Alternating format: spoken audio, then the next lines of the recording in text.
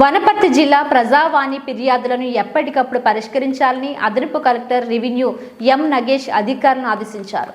వనపర్తి జిల్లాలో సోమవారం ఉదయం ఐడీఓసీ ప్రజావాణి హాల్లో జెడ్పీ సీఈఓ యాదయ్యతో కలిసి ప్రజావాణి ఫిర్యాదులను స్వీకరించారు.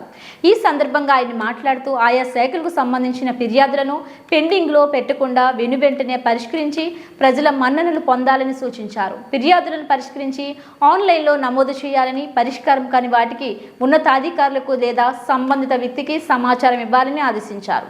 ఈరోజు ప్రజావానికి మొత్తం 50 ఫిర్యాదులు వచ్చాయని తెలిపారు. కార్యక్రమంలో అన్ని జిల్లా శాఖల అధికారులు తదితరులు పాల్గొన్నారు.